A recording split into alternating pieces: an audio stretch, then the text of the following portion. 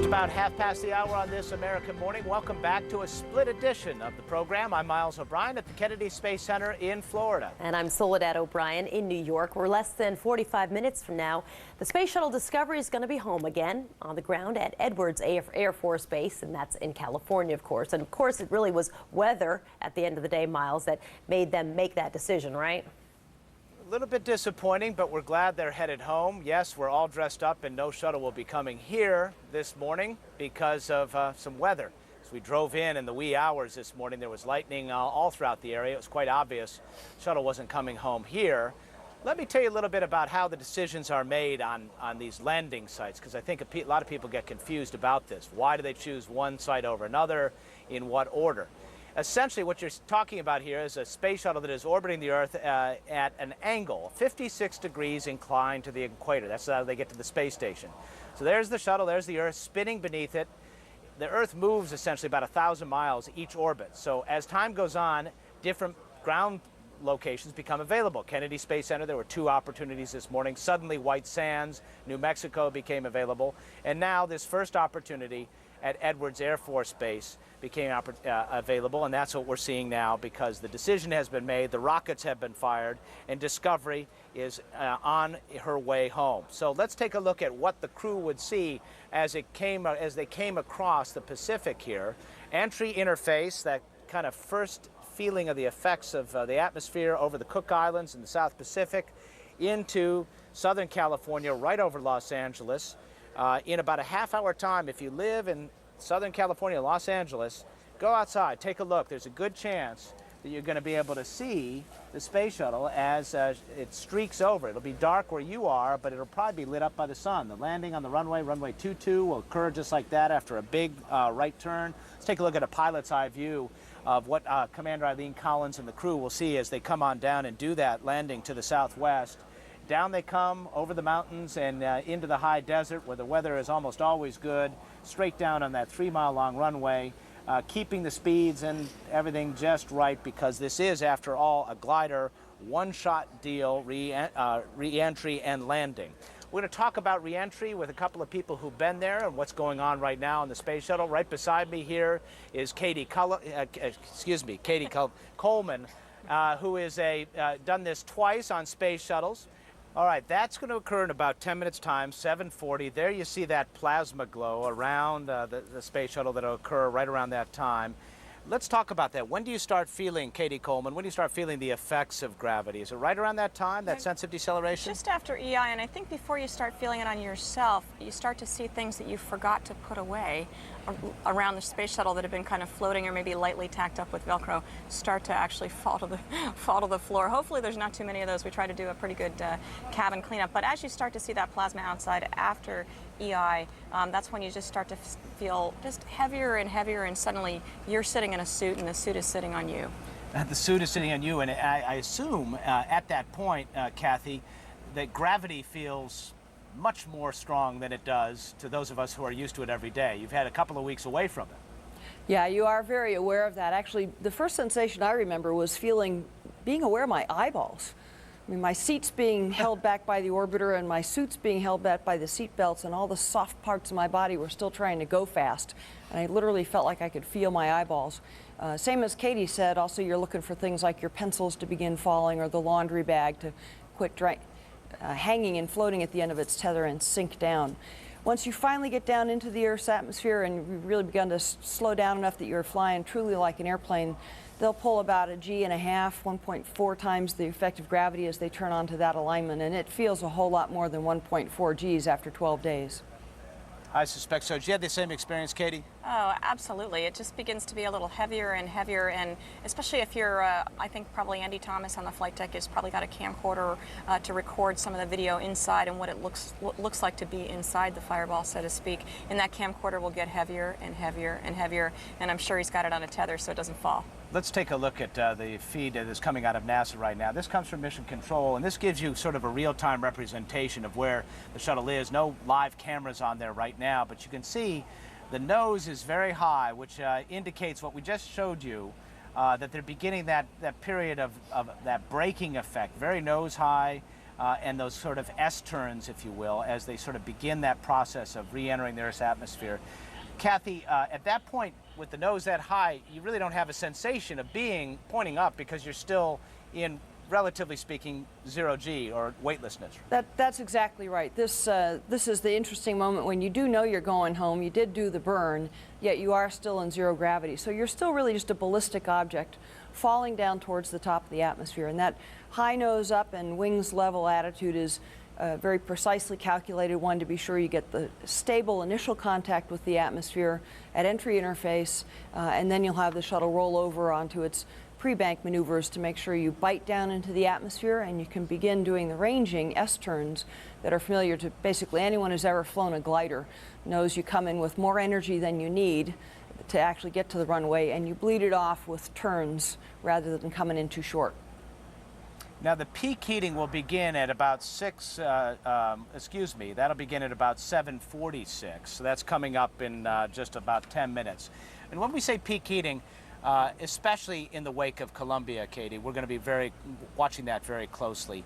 That was when things started going wrong, of course, for Columbia. In this case, we have a big difference. This vehicle is coming in like no other. We know more about this vehicle than any spacecraft that has returned from space. Absolutely, Miles. And during the flight, they spent a lot of time doing inspections. We actually took the shuttle robotic arm, picked up an extra boom, and then used cameras on the end of that boom to examine every bit of the underside of the shuttle, the leading edges, things that we weren't able to do with Columbia. The lesson that we learned, we need to understand what is the state of our vehicle, especially on a test flight like this. We have looked at the vehicle looks good. I think we're ready for entry. All right, Discovery right now at 100 miles in altitude, just a few minutes away from that entry interface point, and that's about a 75-mile altitude. Kathy, how concerned should we be through all this period of peak heating, given all that has transpired with Columbia and then the problems we saw on this mission? The problems we saw on this mission, Miles, I think were quite minor in actual practice, and we had, as Katie just said, scads of data that were pored over carefully by a large team of folks on the ground. So in that sense, we can be more confident than probably we had the true ability to be on any preceding shuttle flight.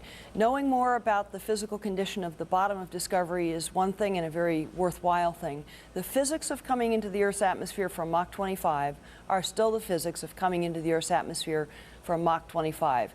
And from now until touchdown involves removing from Discovery the same amount of energy, basically, that was injected into Discovery on liftoff. It's a huge amount of energy. It always poses a huge hazard. You know, it's interesting. Up until the loss of Columbia, many people had the wrong impression, clearly, who watched shuttle flights, that the launch was the big concern, and after the first 8.5 minutes, you were home free. Obviously not so. The destination this morning is Edwards Air Force Base, not here, weather being the issue. CNN's Ted Rowlands is there to give us a sense of the scene there. Obviously a little bit of a scramble, although the whole notion of going to Edwards was certainly a possibility, wasn't it, Ted? Yeah, indeed, but I tell you, the energy levels skyrocketed when the final decision was made, and indeed the shuttle was going to come here. It's a skeleton crew that NASA has here, enough to handle it, of course, but not nearly the amount of people that are at Kennedy.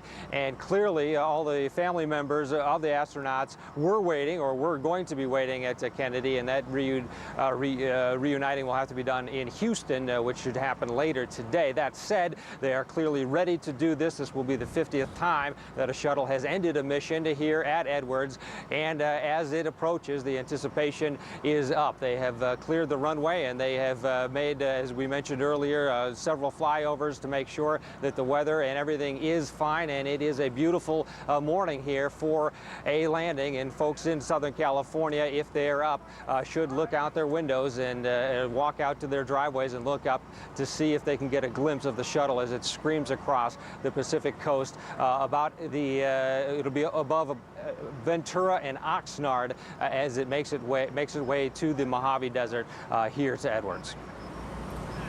Ted, Discovery right now 5,300 miles away, but we'll be there lickety-split, just about a minute to entry interface, an altitude of about 80 miles. The thing, I mean, let's face it, a shuttle kind of flies like a, John Young, the first commander, told me, he said it's like flying a piano. It really doesn't have great aerodynamics, but down it will come.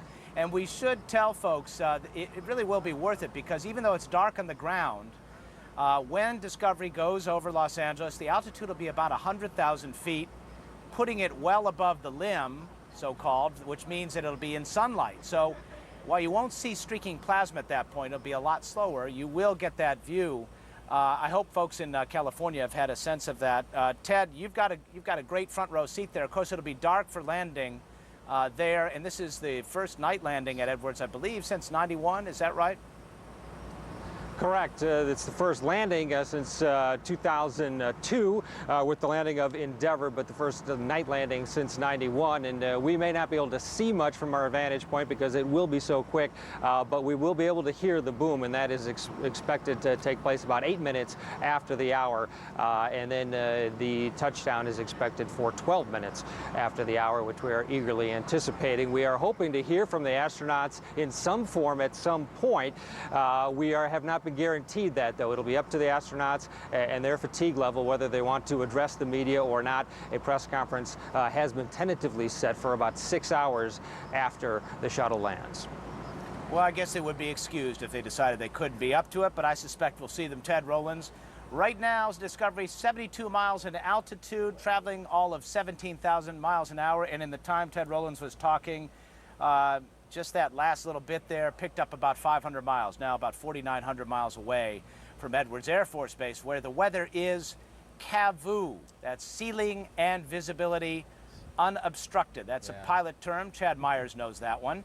And Chad Myers walked us through a rough morning here at the Cape as well. Hello, Chad. Yeah, Miles, did it turn out to be that bad now that the sun's up and you can see around? It's gorgeous here, Yeah. as you would expect. Unfortunately, they couldn't land this hour. I think I showed you in that animation. Right. There's only certain times that they can hit Florida. Great, exactly, because now they're too far to the west. There's no way they could turn that thing far enough to get it back into Florida at this point, but they have perfect weather. Visibility at Edwards right now, 30 miles. The temperature is 72. The entire area here around Edwards Air Force Base is in really good shape. At the 72 with a relative humidity of 50%, it doesn't get a whole lot better than that. There are some clouds from about Long Beach southward, but Edwards Air Force Base, in fact, is right in the desert. As we move you along to 7:45 and to 8 o'clock, not a cloud in the sky from Edwards all the way down even into LA. And we were looking at all the clouds and thunderstorms in the sky around Kennedy this morning. The main problem was thunder and lightning that was offshore and a few scattered showers onshore, but obviously now most of Florida will have a picture-perfect afternoon. Miles, hey, I have a question for you that I'd like for you to ask one of the astronauts. Does it get warm in the shuttle when they're doing that plasma burn? Can they actually feel the heat inside? I have just the right guy to pose that question to, Chad Myers. He's waiting in the wings here. We are privileged to be joined by former astronaut, former senator, and current icon, John Glenn. Senator, good to have you with us. Thank you, Miles. And, good to be with you. You know, I think back, of course, we'll talk about your shuttle run in just a moment and whether it well, let's talk about that first of all. Does it get warm on the flight deck or the mid deck of the shuttle as it is coming back to Earth? I was in the mid-deck, no, and it didn't, the temperature's pretty well controlled. We didn't notice control. And of course, you're in your suit also, so you got ventilation there, so I didn't notice any heat at all. That's good to know. All right, let me ask you this. Back on your first flight, that was a re-entry to remember. And there was all kinds of concerns because there were some issues with your retro pack, and everybody held their breath on your reentry. No one was sure if your heat shield was intact as it should be. Did you get hot on that one?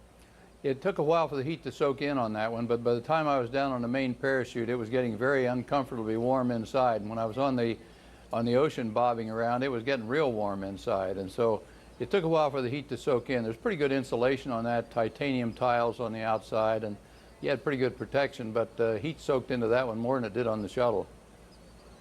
Boy, I bet when you felt that heat, you were thinking, oh boy, that's some serious business, isn't it?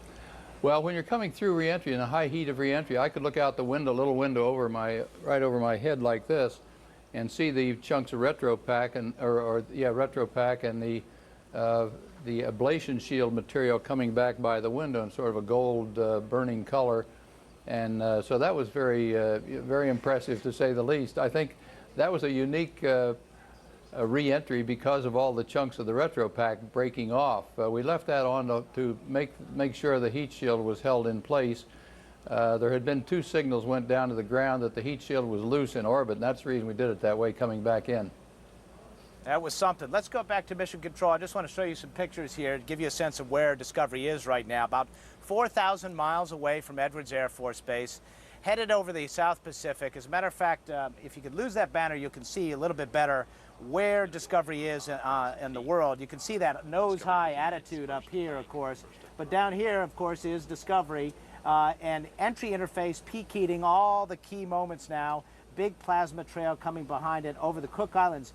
Katie Coleman, what will they see there if they have an opportunity there in the Cook Islands? This, I guess it would be nighttime for them, but what will they be able to see? I mean, at this point, the shuttle is low enough that it's not just some tiny little satellite going by, a little speck, a little star. This is like 4 airplane contrails all melded together, bronze, gold. I hope somebody's out there watching, because it is amazing to see. It's a runner-up to a launch, and you can actually see the kind of ghost of the shuttle at the very front of that. Peak heating underway. Kathy Sullivan, do you recall what you were thinking at this time on your re-entries? You were talking about sort of a little bit of chit-chat and exchange between the crew. When does it get tense, if at all?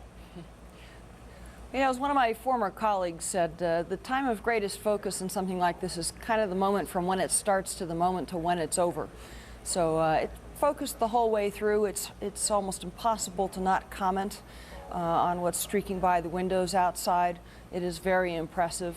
But the primary attention for everybody on the flight deck is just focused on the controls, the instruments, and watching for any early indications that you might spot if something's diverging and not behaving as you expected.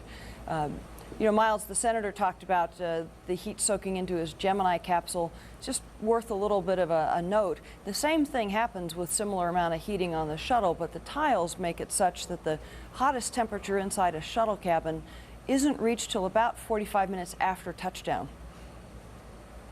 Isn't that interesting? It actually reaches peak heating in the aluminum skin on the ground there at Edwards Air Force Base. Of course, Senator, if anybody who's seen a Mercury capsule and seen how small it is and how close you were to the heat shield can really fully understand that. I'm curious now, tell us a little bit about your shuttle mission and what you recall about re-entry there. I'm sure there's a great sense of euphoria that goes along with having completed a successful mission. Well, there is, but I think everyone's always glad to get through re-entry too. And of course, on the shuttle mission I was down the mid-deck, so I didn't have a chance to see much of this streaming by the window or anything like that, because you're riding in a little room down there and you don't see much. But it's a time period. It's a low deceleration down there. In the earlier flights, we were up to around 8 Gs on re-entry. That's being taken straight into your chest, so it's not as bad as people think sometimes. And on the max you get up to in the shuttle is just a little over, about 2 or just a hair over 2 coming back in, and about 3 on launch, because after all, the thing is built with a lot of scientific equipment, but that means you have a lot longer re-entry time coming back in also. Well, and that, I guess, adds to the tension, I suppose, somewhat, doesn't it? I suppose so, although, you know, the people are just, you've practiced all this and gone through it enough times, the crew's gone through it, particularly the crew that's actually controlling it now, the commander and the pilot. They've been through this, you know, so many times on simulations that I won't say it becomes second nature. Nothing in space flight ever, I think, becomes second nature. But they've done it so many times, and you have a lot of confidence that everything's going to work out okay. Well, that's what you want. Columbia now 16,100 miles an hour, in the midst of making those bankings. It's in a left turn right now. What's those turns, once again, let's remind people what that's all about, Katie Coleman. That is just to bleed off energy.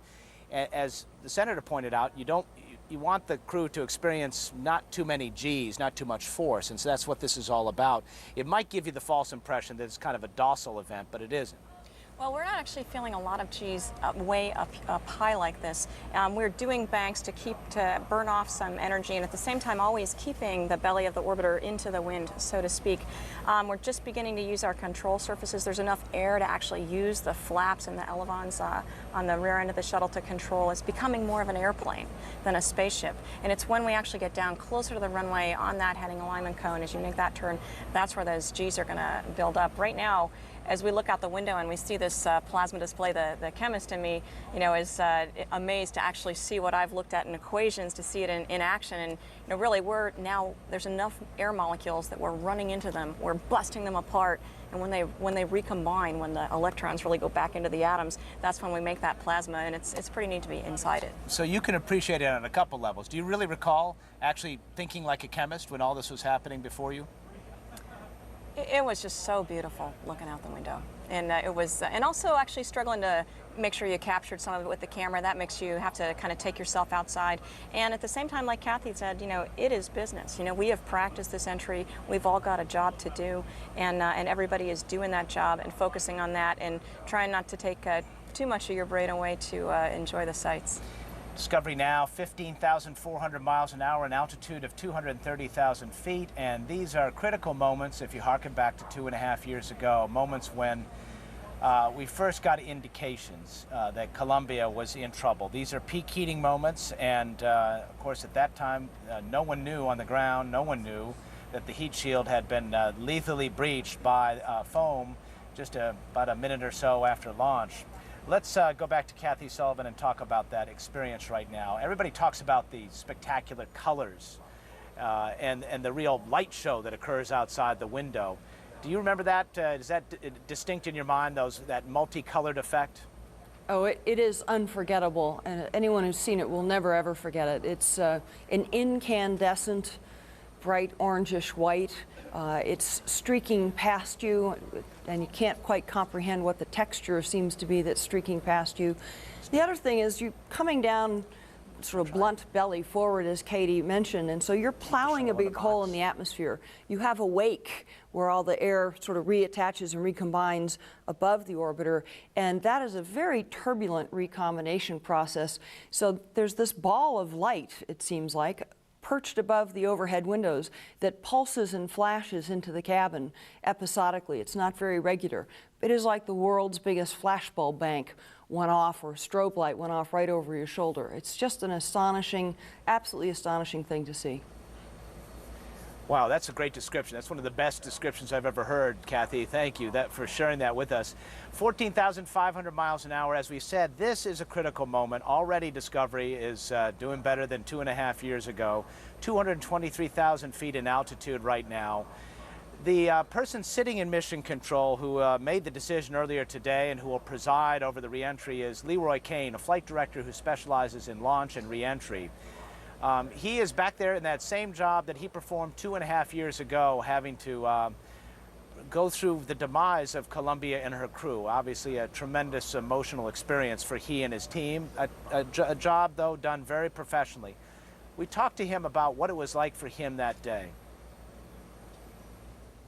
When we came in that morning, it was like any other entry that I've ever been associated with, either as a flight director or as a flight controller. And Houston will get to 304 at 5 minutes.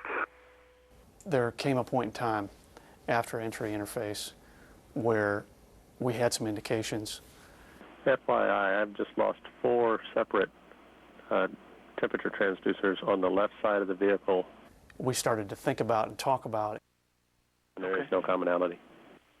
No commonality.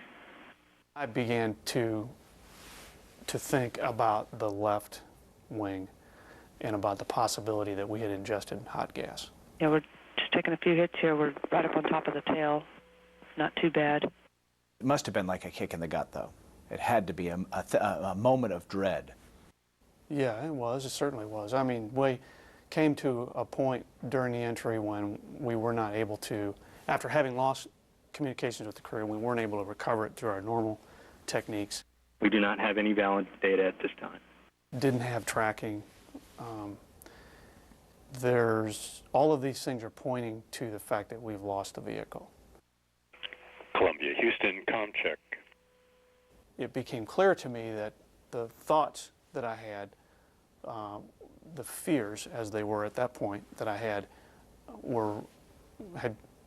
had been true. The FCOH contingency plan procedure. And then after that point, we actually saw some video. I had access to some video in the control center that we wouldn't normally have. But that just confirmed what I already knew. What was that like, seeing that? That just kicked me in the gut. That was hard to look at, because we needed to go continue to do our jobs at that point. And so I, looked at it, saw it, it confirmed what I had heard.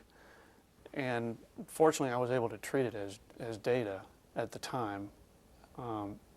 It was data that we needed, frankly, to confirm what I had heard, and be able to move on from there.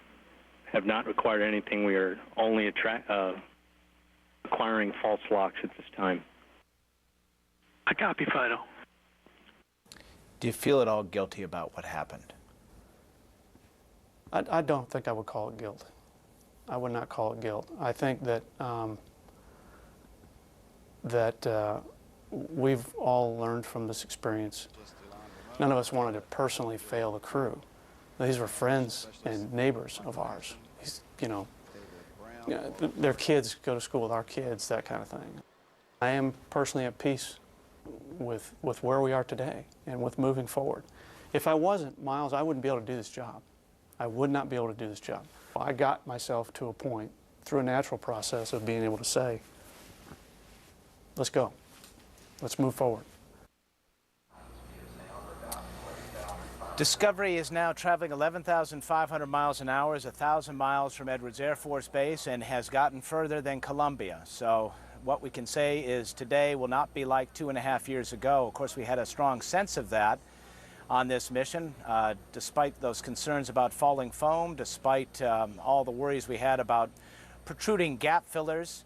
The fact is, we knew more about this spacecraft than any spacecraft that ever returned to Earth. John Glenn, can you imagine if back in 1963 you had the imaging capability that we had today, they would have known precisely how your heat shield was? Well, they would have, and we'd have been able to look at it and see that everything was okay out there and see that it was not loose. But this whole thing has progressed so rapidly here, and there's so much better coverage of things now. But back in those days, in that first flight, the first orbital flight, they didn't even want me to take a camera along, period. And how far we've come since that time. I did finally take one along, a little Minolta Hi-Matic, the first of the automatic cameras. And but that was only decided about a month before the flight, so we've come a long ways in this idea of photo coverage. It's better now. Long way from that Minolta. We are past peak heating. We are 14 minutes away from touchdown. Right now, 800 miles away from Edwards Air Force Base, 10,000 miles an hour, and that's getting slow for a space shuttle, relatively speaking. Katie, I don't know about you, but I'm breathing a sigh of relief. How about you? Well, definitely. I think all of us have been waiting for this day, knowing that we were ready, and yet when you really get past that point, it feels pretty good. Kathy, how about you? Were you holding your breath a little bit there? Miles, I'm going to hold my breath till its wheels stop on the center line. I'm glad they're through peak heating with no adverse signs, but nothing beats wheel stop. Wheel stop it is. That really, when you think about it, this mission was about resupplying the space station. It was also really about getting back in flight. Wheel stop is a goal, isn't it? It's true. But everything from the time you start training until the time you land back on the ground, there's risk involved, Miles. It's a dangerous business, but it's an important one. It's something humans have to pursue, and sometimes it's just hard to watch. Kathy, would you echo that comment? I would indeed. I found myself in a bit of a debate on the robots versus humans point just the other night, and I remarked to the person questioning me, you're right, you probably can send cameras to Mars cheaper than you can send people. You could also send a camera to the Olympics cheaper than you could send an athlete, and you could do robots there too. It's not the same. This is about human experience, and it's about immersing yourself so much in something that is so challenging and transformative that you become transformed, and because other people are involved, Many people across nationalities and ethnic lines and everything else feel that sense of joining in. We don't do that with machines. We do that with each other. It's a great point because that debate continues, and right now Discovery is continuing those banking maneuvers about 470 miles away now from Edwards Air Force Base. Imagine how far it has traveled in just the short period of time that we have been talking here. Let's listen to Mission Control for a minute. Your touchdown is 2600 at 2:05. And Discovery copies. Thank you. That call confirming that Discovery is right on course for its touchdown on runway 22 at Edwards. 11.5 minutes to touchdown for Discovery. Discovery within range of ground tracking radar now from the landing site.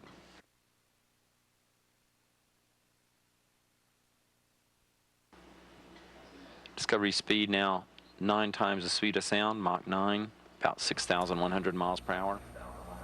Altitude and we just went through a key moment. I'd like to point out there's a little bit of intricacy to this, but one of the moments when there was true realization in Mission Control that 2.5 years ago Columbia was lost was when the orbiter did not appear on radar. Up until that point, there were a lot of scenarios which could have involved communication loss and any number of failures, but when the vehicle didn't show up on radar, that was when it really set in that there was a loss of the vehicle and crew, and so that is a critical moment. Here we are at the top of the hour. I want to tell you what's going on if you're just tuning in. Lower part of your screen right there, if you'd like, you can see Discovery making its way, graphically at least, toward Edwards Air Force Base. That's the destination there, where the weather is perfect for a shuttle landing this morning, not the Kennedy Space Center. The crew of 7 coming back has gotten through all of the critical moments where we lost Columbia 2.5 years ago. The peak heating moments, the moments when Columbia did not appear on radar, and everything so far indicates that the crew and the orbiter have come through just fine.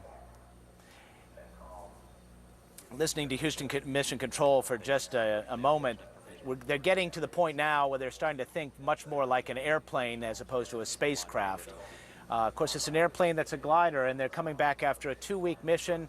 It's a tricky maneuver, practiced many times. It's a calculated risk, but still a one-shot deal. Katie Coleman, take me inside the flight deck right now. What's the thinking right now? They're getting ready to actually take control. Up to this point, computers have been flying. This is a point where we're getting more and more navigation information. You just heard them take TACANs. They're taking that navigational data. There's more data to come. They're about to deploy the air data probes, literally probes that come out and tell the shuttle how many air molecules they're hitting, what altitude they're at. We have lookup tables in the software that can do this if we can't get that data, but this is much more accurate data to tell us exactly what altitude we're at and where we are from the landing site. So it's busy on the flight deck. They're actually making computer entries to incorporate the data, looking at the data before they incorporate it, talking with Mission Control. It's a pretty intense time. As we welcome our viewers all around the world, our CNN International viewers, we're just a few moments away now, just about 10 minutes away to the landing of the Space Shuttle Discovery. By all accounts, haven't heard a single thing go wrong on this descent from orbit. The re-entry, the peak heating, all the key moments when Columbia was lost 2.5 years ago, Discovery has gone through with flying colors. Kathy Sullivan, what are your thoughts at this moment? Sure liked hearing that voice response to the energy and ground track call that went up to Eileen just after they came out of blackout. And but hey, Kathy, let me interrupt you for 1 second. I just want to tell our viewers what we're seeing here. These are the first pictures, 165 miles from Edwards Air Force Base. You're looking at an infrared shot of Discovery there, that white dot in the center of your screen there. I missed it. Right in the center of your screen there. That's just reflecting heat in the night sky, and that tracking camera, it will get a better and better shot as time goes on. Kathy, finish your point.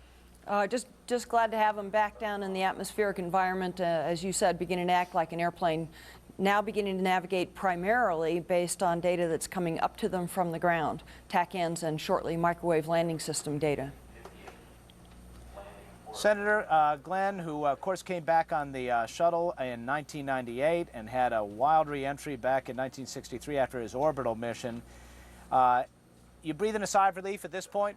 Yeah, sure am, because we have a lot hanging on this, of course. The upcoming shuttle flights, of course, will be the thing that build out the space station. It's only about 2/3 complete now, so this is a very important mission here, and for crew safety mainly, of course, but also for the continuum of the whole program here.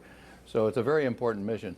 Checklist. They're like right here. Yeah, it is an important mission because NASA really at a crossroads. We should point out. All right, they said just now a call that's an important one, taking air data. Katie Coleman, what does that mean, the significance of that? It means they put out those probes, and those probes are working. The data looks good, looks accurate. There's actually 4 streams of data. They all look the same.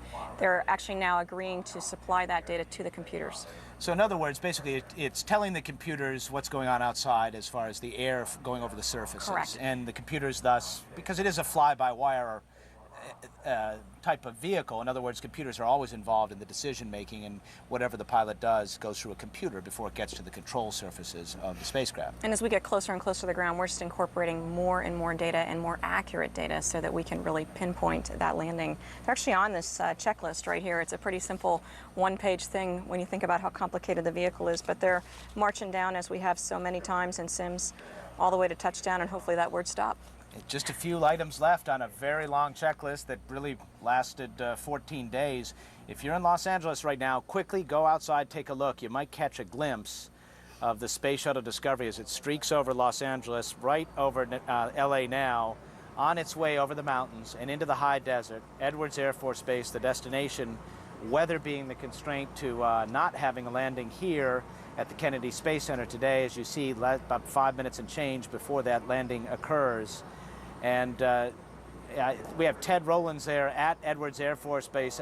I'm curious, Ted, if you have heard anything yet, any sonic booms yet? Nothing yet. We anticipate hearing it within the next 1.5 to 2 minutes. That's what we were told about 8 minutes after, but nothing yet. We're waiting patiently, and the excitement level here, as you might imagine, is rising with every minute. Those booms are very distinct. It's kind of a double boom. It's kind of a double shock wave. And it is the absence of those booms that here in Florida gave people great cause for pause 2.5 years ago. It's like clockwork.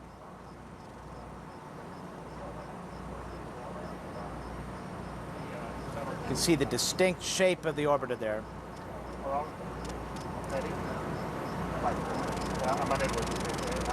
Discovery will...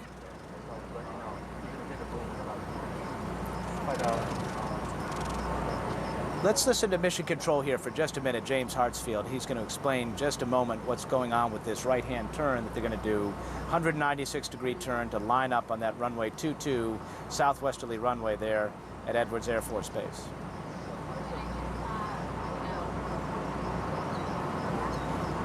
At this point, the crew is feeling very heavy, aren't they? Kathy Sullivan, you feeling gravity and all its effects at this point? Well, at this point, just about to intercept the imaginary circle called the heading alignment cylinder. You're thinking more than you're feeling. This now is becoming the point where Eileen will take command of the vehicle through the control stick and make the turn that lines up with the runway. So I don't remember being too aware of what I was feeling at this point, other than paying attention to out the window and to the glide slope and heading alignment indicators. All right, let's listen for those sonic booms. Ted Rowlands is there. Right here.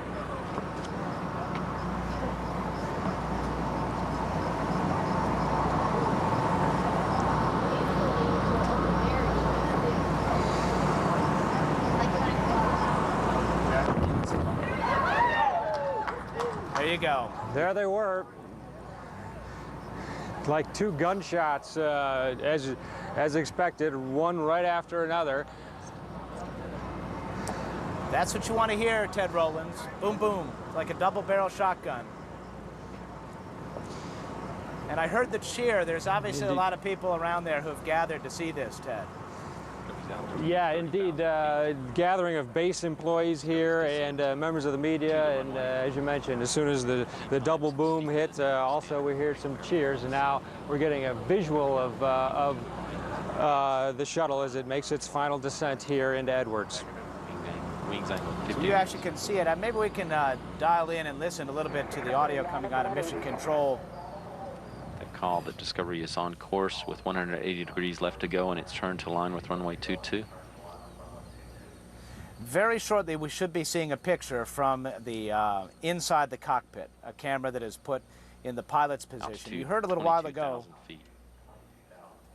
22,000 feet. The pilot, Jim Vegas Kelly, had his opportunity to get a little stick time on the shuttle. The commander, of course, lands the shuttle. This will be Eileen Discovery Collins. Houston, on at the 90. Really, when you think about it, on at the 90, Katie, tell people what that means. That means that they're on energy, they're on altitude, they're exactly where they want to be. Just over 10 miles to touchdown for Discovery. 17,000 feet. You know, it's worth pointing out that in spite of all the practice, this is her second for real landing. Eileen Collins with the runway in sight, aiming for about 345 miles an hour as she gets in there on final approach. There you see that picture from on board. Now, this is going to take a little bit of work to try to get you to see it. Live view But at that the forward windows. Looking down at Edwards Air Force Base. As they get closer to the runway, that'll become a little more obvious to you, but that was just a lot of information on their heads-up display, which gives them information about the airspeed and the altitude, so they don't have to keep glancing down at the instruments as they come down.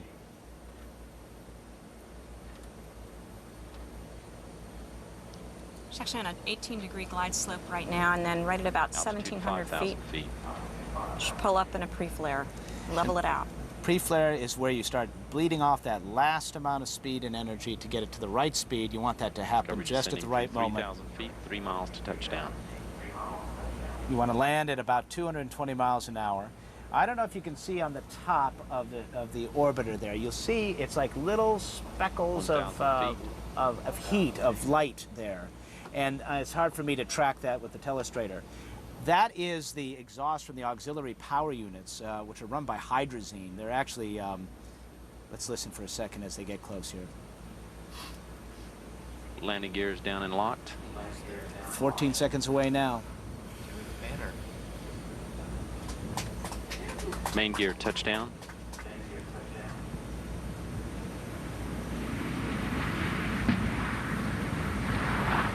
Drag chute deploy.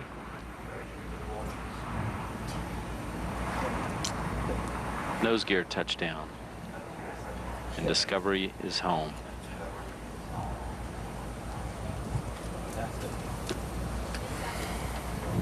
Not bad. Katie Coleman, you've had the opportunity to fly with Eileen Collins.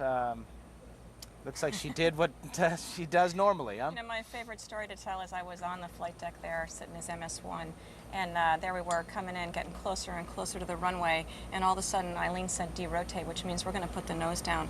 Usually we make sure we land on the main gear first, and I had not felt that sensation. I mean, it was a beautiful landing, just like the one we saw today. Kathy Sullivan, all right, are you breathing a sigh of relief now?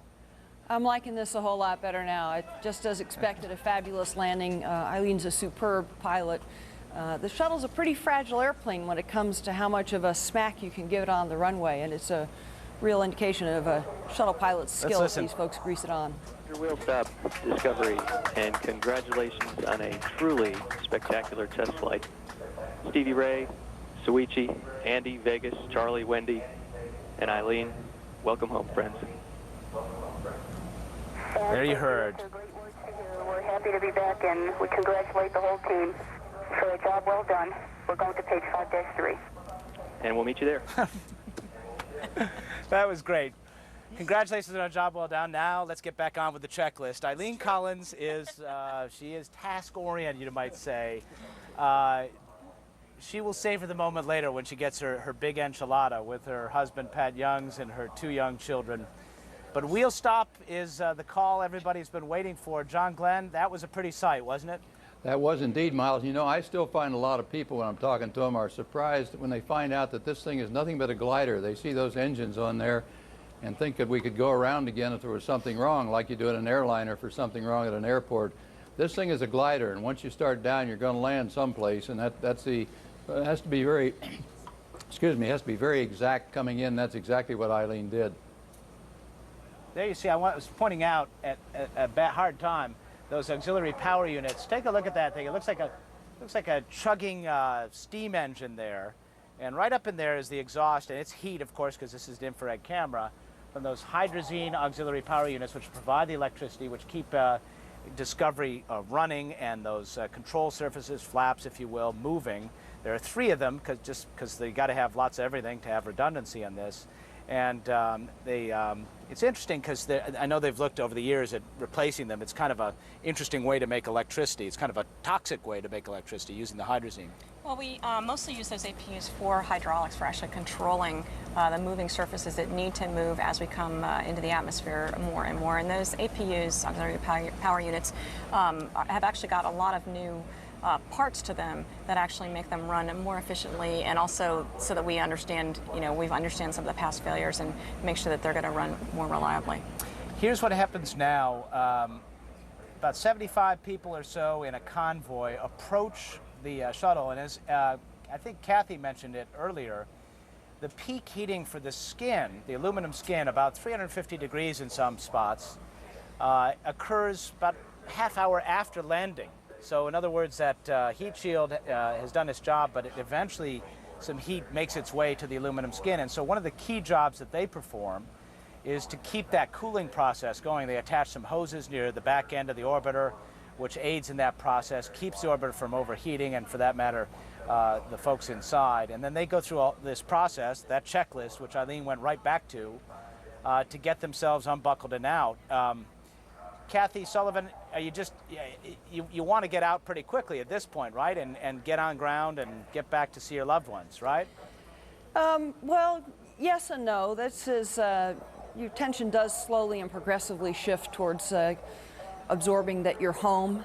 The energy that you just dissipated during reentry is now in the skin and in the brakes of the vehicle. And Miles, another important set of things the convoy folks are doing is paying attention to the brakes and tires, and to where you really have hydrazine on the orbiter is where all the orbital maneuvering system and other engines are. So before anybody wants to come too close or the crew wants to get out, the convoy's got a critical job of making sure that everything is thermally safe, not going to explode, and none of the propellants are leaking. The crew's probably unstrapping on the mid-deck now, slowly getting themselves ready to feel gravity again, and of course Eileen and folks on the flight deck are tidying things up for the convoy so that the rest of those folks can safely approach. 8/11/22, the official touchdown point for the Space Shuttle Discovery. Katie, it's worth pointing out, I've heard that actually tires, the possibility of a tire exploding is a real concern, for example. The thruster rockets on the outside, which work with this toxic brew of hydrazine and nitrogen tetroxide, which are very toxic things. You want to, as Kathy points out, you want to render the vehicle safe, I think is the term. Right, and we're not expecting any of those things to be leaking out or still being used, and at the same time they are present on the vehicle. We need to make sure that we've actually got sort of sniffers. They're not people, but they're actually mechanical devices that can assess whether the atmosphere is safe or not. And there's also large fans. They're actually 14-foot blades. I think they can make the air go about 45 miles an hour if they need to. That can just blow all the fumes, any fumes that are present, away from the orbiter. Yeah, and in particular on a day like today where the wind was light and variable there, you want to create a little airflow over it. So in case there are any of these toxic fumes, that is taken care of. So that's all part of the effort we're going to see right now. It takes a little while before the crew actually will appear. But the customary thing to do is to inspect the vehicle. Interestingly, they've been inspecting the vehicle since really day one in this case, so it's a little different this time. John Glenn, do you remember what it was like to get out after all of this and sort of, in a proverbial sense, kick the tires? Yes, it's a good thing to get out, but you begin to feel heavy for the first time. And of course, you're walking around sort of lead foot, and I remember seeing pictures of me walking around looking like the little old man I was, I guess, sort of spraddle-legged to keep my base. But it was a great feeling to be back again and to be under there and look up at the tiles. And I'm sure Steve Robinson is going to want to, Stevie's going to want to get up front there and look at those things where he pulled those gap fillers out and see how they fared up there. So that'll be interesting for him to see it too.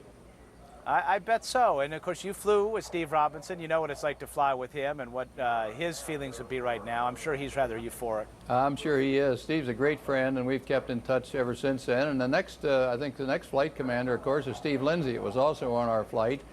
And Scott Perezinski, you've had on several times too. Scott was on that same flight, so we all remain very good friends. It's the all-star Glenn team. They're still around and doing their job as well. Kathy Sullivan, what's it like getting out of that orbiter and walking around, looking at it? Do you recall, for example, in your case, of course, you didn't have the in-flight inspection that we had on this mission. Do you recall looking up and going, wow, look at all those dings and those tiles? It's a pretty amazing sight. You last saw the outside of the vehicle when you were on the launch pad, and it was filled with super cold propellants and just seething as if it really was straining at the reins and wanted to leap off the planet. And now you're back on the ground and it's looking a lot more like an airplane.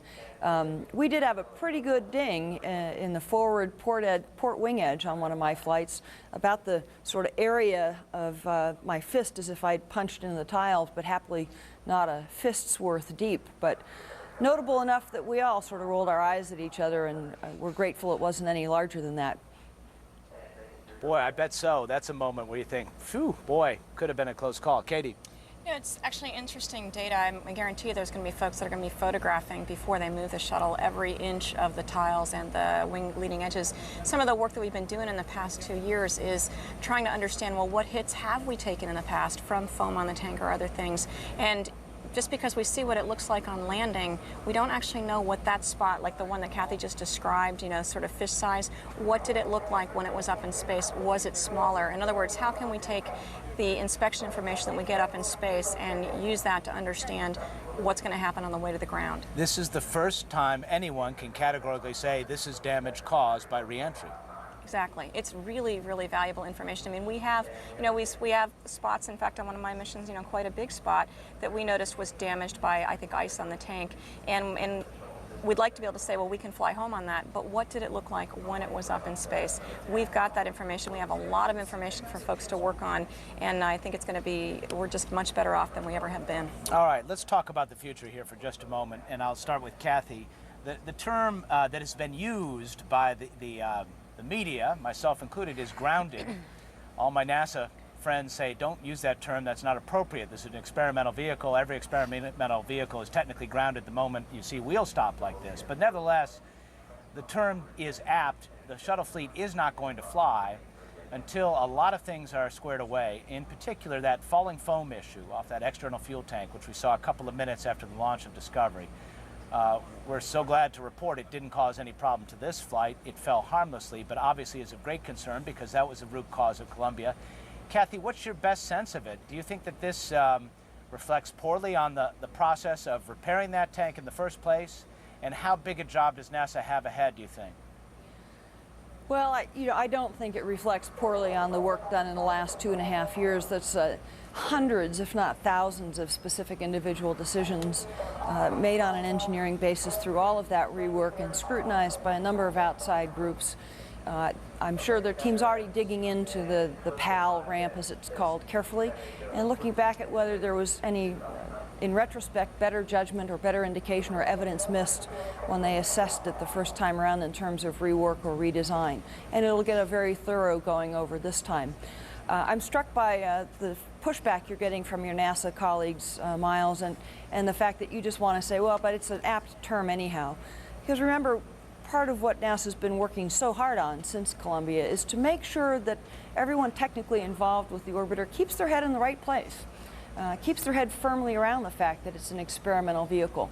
And you have to prove the next flight is safe. You don't just get to go fly them routinely like an airliner does. So you're hearing them reflect that to you in their language. And I think we might all want to stand up a little bit and support their effort, because the outside climate that they live in is part of how their culture gets shaped as well. So I applaud them for taking me to task on that and keeping their head straight on the status of the vehicle. All right, point well taken. I hadn't thought about it that way, but you're right. If it reflects a true change in their attitudes and their so-called culture post-Columbia, that is a good reflection. Senator Glenn, looking down the road a little bit, regardless of what happens with the, and we'll use the NASA term, suspension of flights, by 2010, it's pretty much set in stone. The shuttle fleet will be retired. First of all, do you think that's a good approach right now, to set a date like that? Do you think that's appropriate? Well, no, that's a date that's been set, Miles, and I would rather see a date set by which we have the station completed, whatever that takes. If that's 2012 or 2009, why, let's do it that way on what we're accomplishing on building out the space station.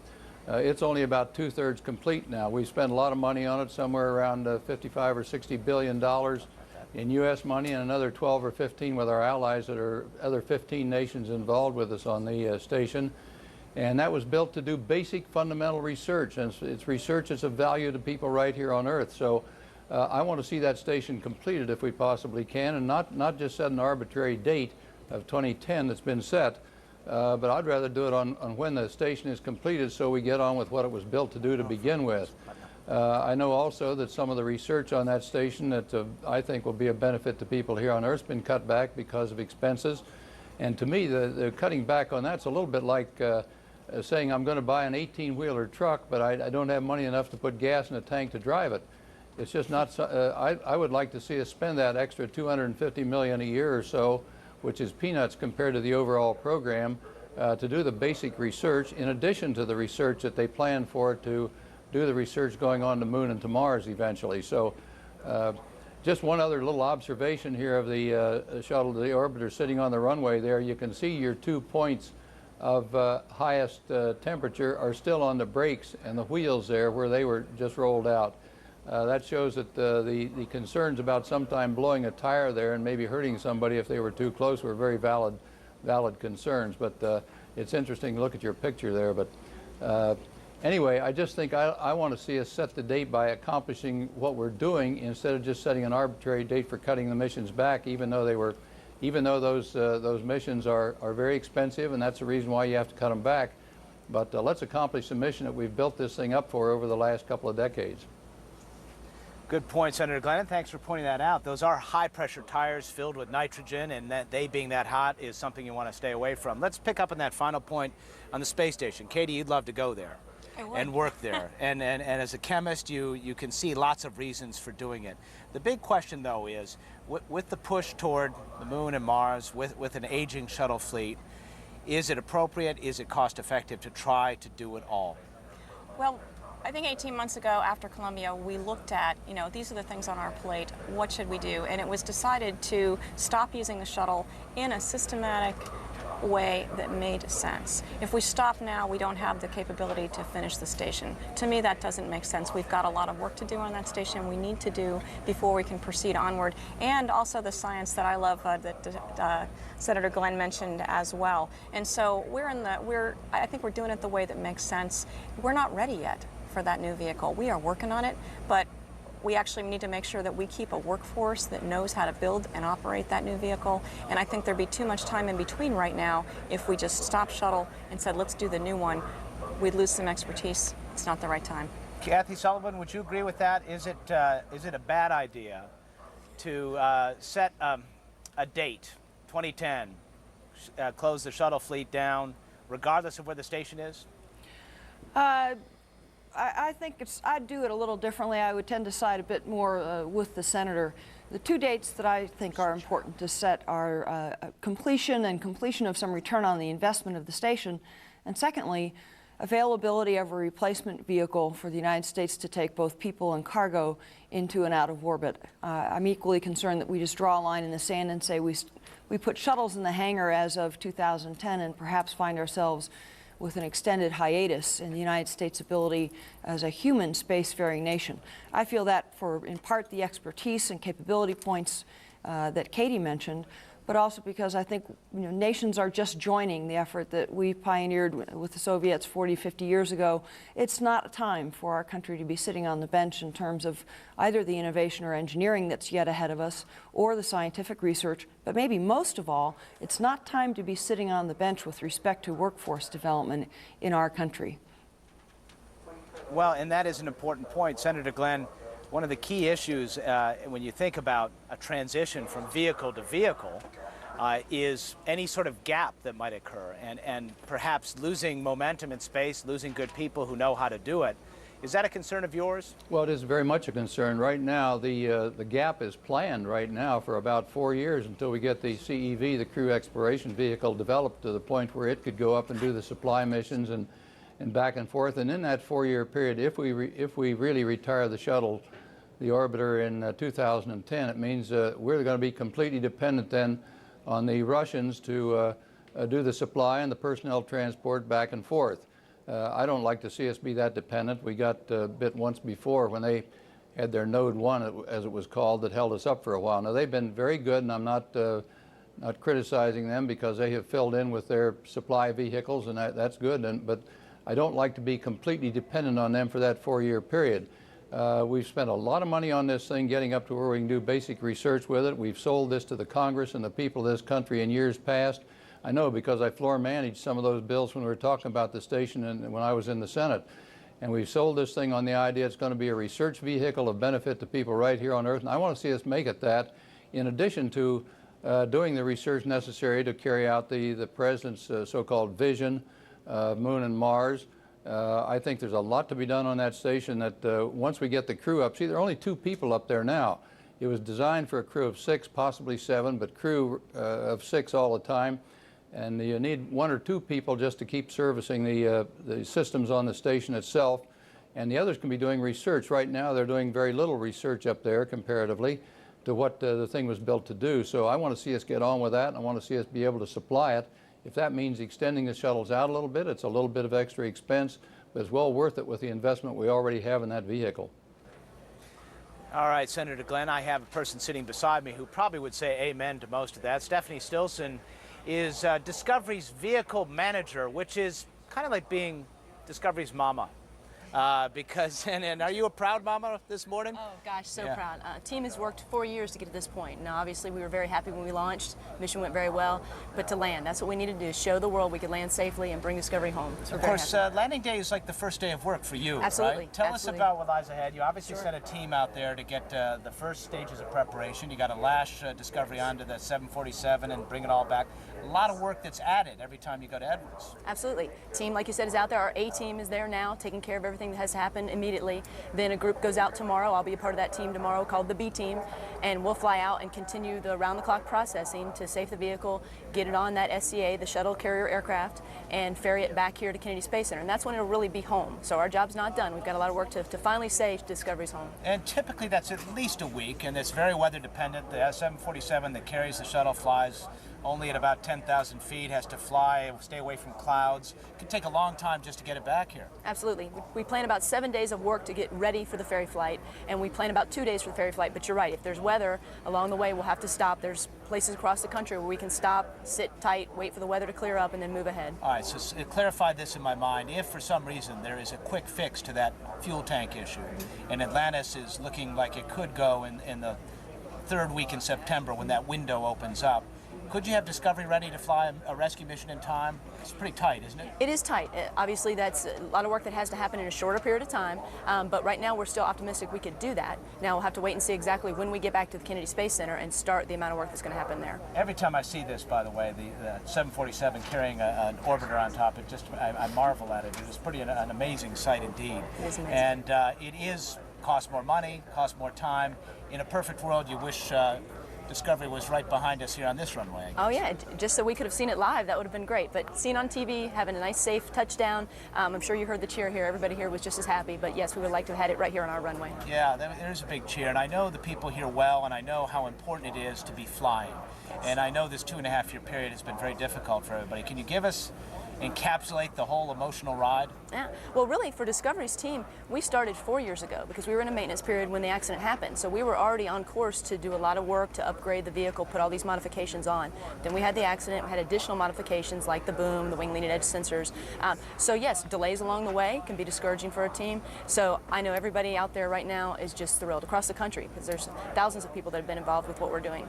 And it's just been overwhelming for everybody, I think, at this point. Being back in flight has a little asterisk attached to it because of the issues with the external fuel tank. How does that in any way affect the team, their focus, their morale? It was a little disheartening when we first found out that we had an issue with the phone because we didn't expect it, and now we know we have more work to do. But the team bounced back very quickly, especially the way the orbiter handled itself in orbit. Phenomenal. Very minor damage that we saw on the underside of the vehicle. The gap fillers, of course, the EVA to do that work, to take care of those, went very smoothly. So I think the team was able to quickly get back on their feet and say, okay, we know we've got a problem with foam, we're going to go fix that, but the orbiter has been outstanding. You know, the interesting thing, a lot of what you do on landing day in past landings is, you know, check for damage. You already know, don't you? That's right, unless there's something that happened between the last time we took our video imaging or scanning and when we touched down. And we'll have folks out on the runway now that'll be doing that, looking and taking data as to what they're seeing differently. And Katie Coleman was saying that in and of itself would be very interesting, because for the first time you'd be able to isolate what damage might be caused by reentry, something that you've never been able to decipher before. Absolutely. That's what I'm personally looking forward to finding out about, because you're right, that's a first-time thing for us to find out what the differences are in damage that occurred prior to landing and then during the reentry phase. Right. Taking us back to that larger debate that you kind of stepped in on with Senator Glenn and Kathy Sullivan, underpinning that whole debate is the sense that the shuttle fleet is aging and is past its prime, and in many respects the technology is outmoded. It's important, I think, for people to understand, while it is an aging fleet, it has been gently used, to say the least. And True. when you look at the hardware, and you look at, while it is vintage 1970s in some cases upgraded, it looks like a new vehicle. You treat it with kid gloves. Absolutely. And Discovery has had close to 300 modifications just on this flow. So we're constantly making improvements, and as we come up with new technologies, ways to make it safer, to make it more useful. So we're making those changes. So in my mind, that's what's allowing us to continue to fly safely and do the job that we set out for ourselves, and that's to get station put together and then move on to the next vehicle. All right, well, I don't want you to get off the NASA page too much, because I know you won't, but how long do you think you could fly Discovery and the other orbiters safely? I can positively say we could fly as long as we're asked to, because we would never fly unsafely. So if we were asked to go 2010, 2020, we'll keep doing that as long as we know we've got the technology and the changes to the vehicle to continue to make it safe. So right now, to me, the sky's the limit. If administrator decides we're going to stop in 2010, okay, my job is to ensure that we get there and we get there safely. If we can't, then we raise up our hands and say we can't do it. And what do people here think about that next generation of vehicles? There's a lot of uncertainty that goes along with that, but there must be also some excitement. There is excitement. And of course, anytime you have change, there's that unknown and a little bit of fear as to, will I have a job? Will there be something for me to do? So that's out here. But we're doing a good job of communicating what we're looking to do and how Kennedy Space Center is launch processing. So whatever the vehicle is, we expect that we'll launch it from here. So that keeps everybody pretty happy. But going back to what Senator Glenn was talking about, you know, already on the schedule is sort of a defined 4-year gap. Could you keep that workforce together, all those skilled people who do all those important things to make this orbiter fly? I hope so. I hope that we can continue to have active, productive work for them. And those are plans that we're trying to lay out now. Kathy Sullivan, these are important points, aren't they all? That the workforce is nothing to trifle with. And if you start having a down period, you lose good people. That's exactly right, Miles. And if you look across at the nation, at the science and engineering workforce of the country as a whole, there are real issues associated with the United States workforce. There have been major reports from countless groups in the last 5 or 10 years. We're not generating the same number of folks in degrees as we have leaving the workforce. We're kind of coming up to a crunch point in terms of a lot of retirement age folks coming in. I think we could set ourselves up for a really adverse set of colliding waves here and find ourselves falling behind the technology and innovation curve in a way that we probably would never have intended to. You know, it's interesting, Senator Glenn. I think a lot of people perhaps do take for granted what the space program meant in the Apollo era, the moon race era, the Mercury era, what that meant for technology, and to the extent that it inspired a generation of people to seek out careers in engineering and in science. It's a difficult thing to quantify, isn't it? But I think it was very important.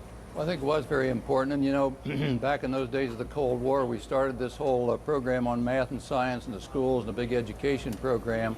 And we need that now. We're being challenged more competitively in this time of globalization than ever before. So we need that kind of inspiration now. Let me also comment, this idea that we're an aging spacecraft, well, it is, and it's an old, but I would submit that the problems we've had don't have much to do with aging. We've had foam falling off. That didn't have anything to do with aging.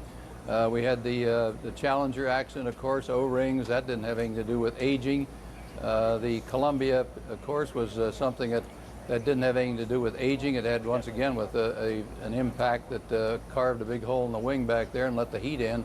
So I don't think this idea that I don't believe that this is an out-of-date spacecraft yet. It can last a long time and help us get back some beneficial return out of all this investment we've made in the space station. So I think, you know, barring any bending a landing gear or something like that on one of these, which would leave us rather severely strained to carry on the missions here with only 3 orbiters left. But as far as aging goes, just to retire it because it's old, I don't think that that is right. It's been kept up to date all through the years, and it can still perform its missions very well, as we just saw. Yeah, I don't know about you, Senator, but the older I get, the more sensitive I get to that argument myself. I think you're right. I think we are as old or young as we feel, and that's a good point. But the one issue which comes to mind here time and again is whether there are fundamental design issues that make the I'm not talking about the orbiter, I'm talking about the whole combination. The shuttle stack has some inherent unsafe components to it. The fact that it's stacked, you know, horizontally here in such a way that the foam has the opportunity to fall off and hit what is a sensitive thing with the people in it. If it was up on top, you wouldn't worry about that kind of thing. Or the fact that it has solid rocket boosters that burn for 2 minutes and can't be shut down. And in that 2-minute period, there's no crew escape system. And then there is that issue that you had, when you flew in Mercury, you had an escape tower. If something bad happened on the launch pad, you could have pulled that escape tower lever and off you would have gone safely separated from the rocket. So what we're talking about here, you're right, I think it gets conflated with the aging issue, but the issue really is, you know, maybe this was a horse designed by committee, and we're seeing fully understanding the effects only recently. Is that possible? Yeah, with 20/20 hindsight, of course, we would do things differently, and there have been a lot of engineering developments through the years and new techniques and things that you design a new spacecraft, you do it a little bit differently, and it would be safer. But this is the one we have, and the station is what we have right now, a huge investment in this. And to cut the whole program down and say that we can't use this beyond just an automatic time period, I don't think is right. I think we should be looking at the mission to be performed to get the maximum benefit out of it for every single American. In fact, people all over the world that are involved with us on this get the most value out of this thing that we have. And to me, that means setting a little different time schedule. You know, Stephanie Stilson, is a point that is not overlooked here in your world is that the flaws have never been the orbiter. It's the combination, the stack, the shuttle stack, which together has created problems because the way it all is integrated. That's not something you want to boast over because this is something that is, after all, a team effort, and you feel pride. The team rises and falls together. But nevertheless, the orbiter is an amazing vehicle on its own. Absolutely, and the orbiter team would be glad that you said that because that would make them feel good. But it's true, we're all working together, and although we that work on the orbiter take great pride in that, you can't launch an orbiter without a tank, without boosters. So no individual component can go without the other 3. So we've got to work together, and you know, we hope to continue to make it safer and safer each time we fly. All right, if you're just tuning in, we're seeing replays that NASA is feeding out right now from various other angles. Edwards Air Force Base is not equipped with the live camera capability that we have here at Kennedy Space Center, so they'll feed back whatever angles they have for us and give us a sense. Obviously very dark out there in California. It's kind of hard to make out what's going on, but what you saw there was Eileen Collins doing what she does best. The term Kathy Sullivan has greased it. She kissed the runway, and if it was like Katie Coleman's landing, the folks on the flight deck and the mid-deck didn't even know they're on the ground. It happens. The orbiter's structure kind of requires that the commander put it on very smoothly and gently, and the kind of pilots that make up the astronaut cadre of NASA are the kind of folks that can do that. We're talking about landing onto the ground with a vertical rate that is tenths of a foot per second, so it's very, very gentle, smooth landing. And Eileen's a true pro at it. Especially when you consider only moments before they were diving toward the Earth 350 miles an hour, 20 times steeper than an airliner landing, and then they just gently touched down. And that, let's reiterate for folks, that's a one-shot deal. There's no engines there to change that in any way. There's no go-rounds. That's exactly right. Once you fire the deorbit burn engines, which you do halfway around the Earth from the landing site, from that moment on, physics tells you every piece of hardware that you're riding in is going to hit the surface of the Earth about a halfway around the planet, and hopefully it will hit gracefully as an airplane with the wheels down on a runway. But it's going to hit the surface of the Earth. There's no two ways about it.